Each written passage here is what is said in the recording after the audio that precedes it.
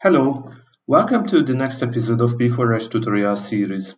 In this video, I will show you how to execute your P4 program manually on a P4Edge node. To this end, instead of the web interface, we will use simple SSH and SCP. So we need an SSH client first. Similarly to the web interface, we can reach the device via SSH on the same IP address. So we type the initial IP address of the device and open a terminal. The username and the password is the same as on the web interface. Okay, so we have successfully connected to the device via SSH. I switch to root context. So sudo, and I go to the root folder. So first, I will show you how to use the tapas backend if you would like to execute your P4 program on P4Edge node. Basically, both tapas backend and BMB2 backend runs as a service, as a system service. And if we would like to reconfigure them, then we have to restart the service. So basically, we will configure the service in this case. So in case of tapas, if you would like to modify the P4 program to be executed, there are several options, but the easier option or the easiest option is the following. In the root folder, you can find tapas switch file, which is basically a configuration file. It's a very simple file. We can check the content. Its content is basically the P4 program to be executed. And each P4 program should have a unique name, and basically this name refers to a folder in the tapas examples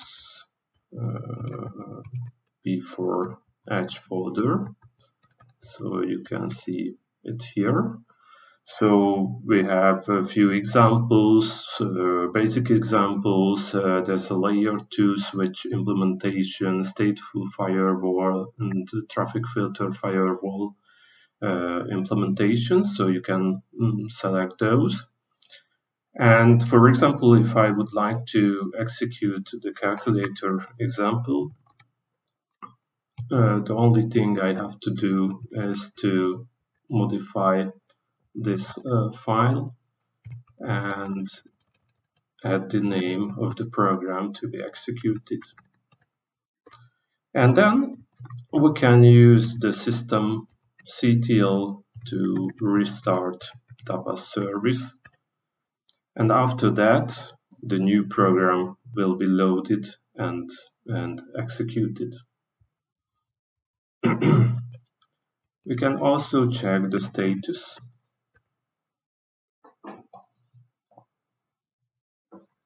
of the different services, and here you can see that the tapas service is running and it's executing the P4 program we defined. So in our case it was the calculator program. Okay, now I changed the P4 program back to layer 2 switching. So L2 switch was the program name, and restart the service, check the state again, and we can see that it has been modified. And in case of layer 2 switching, we can also run some tests if it works or not, because the initial setup on Raspberry Pi is the following, that we are connecting to the PEPI node, to the P4Edge node via Wi-Fi. So you can see here, and all the traffic may go into the switch program, which is a P4 backend running on Tapas or in Tapas or BMV2. And we also have a separate network namespace with a, let's say, emulating an endpoint. And we can send traffic from our laptop to that separated endpoint inside this network namespace Geekboard.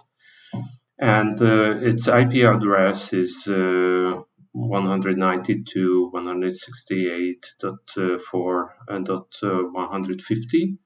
So we can try pinging it, and we can see if it works or not. So now it should work. So I try to ping it. Yeah, it replies to ICMP messages. And for example, if I turn down the service, so for example, we can simply say that stop tapas and go back and try to ping it, it doesn't really work. And after restarting the layer 2 switching function, then it takes some time, but after that it starts working again.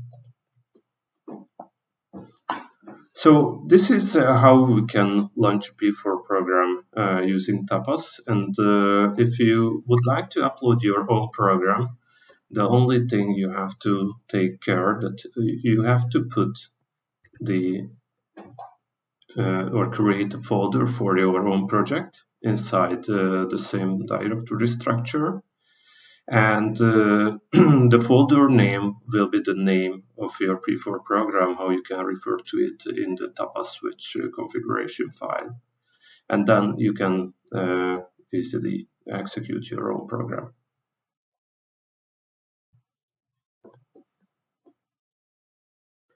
Okay, now let's see how we can execute the same layer 2 switching program with the behavior model version 2 BMV2 P4 backend. To this end, we have to replace Tapas service with the BMV2 service. To this end, we first stop Tapas service and then disable it, enable the BMV2 service, and restart it. So first we stop Tapas service, disable it, and then we enable BMV2 service and start it. And if we check the service states, then we can also see that Tapas is not running, so we cannot see it. However, BMV2 appeared, so it's up and running now. And we can also see here from the outputs that it's executing layer 2 switch program. It is bound to the appropriate interfaces and so on. So if we would like to modify the P4 program to be executed by BMV2, we have to follow the same instructions as with Tapas. So we have to modify the Tapas switch file. And if we rename this P4 program, or so this line is replaced with the name of the P4 program to be executed, then it will be executed after the restart of the service, of the BMV2 service.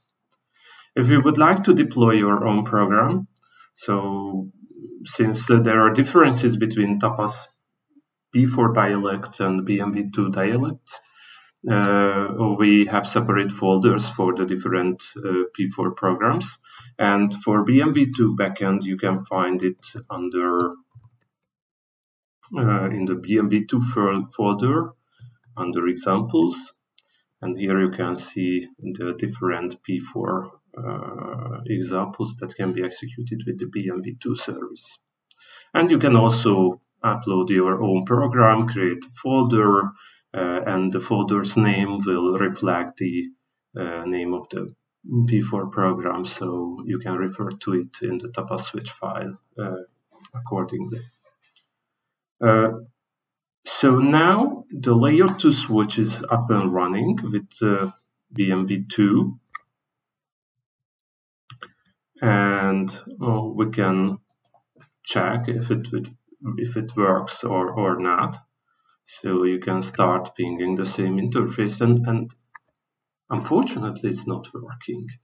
And the main difference between tapas and BMV2 is that in tapas, for broadcasting, we have a special port, so we can just set it, and after that, all the packets are broadcasted to all the interfaces, so we can reach the destination by default. And in contrast, in BMV2, we have to create multicast groups, add each port to the multicast group, and then forward the packet to that multicast group.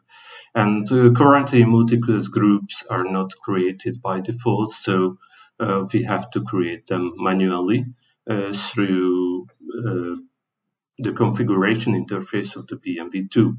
So let's see how we can do that.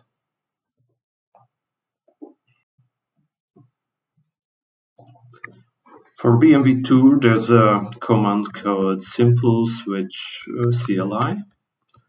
It's a standard tool for BMV2, and we can use it for controlling the non-programmable components of the software switch and this backend, and creating multicast group belongs to these functionalities. So first we create a multicast group with this command. Its identifier is 1, and we create 2 nodes,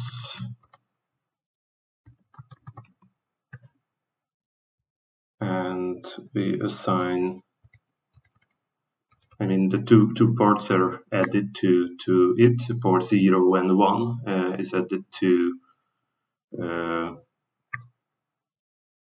a node, and then this node, which is basically a grouping of these ports, will be assigned to the multicast group.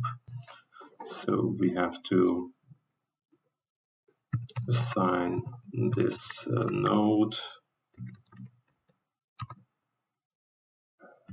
to multicast group 1, and the node number is 0. And that's all. And after that, if we try pinging the remote side again, it starts working. And that's all. So if we would like to go back to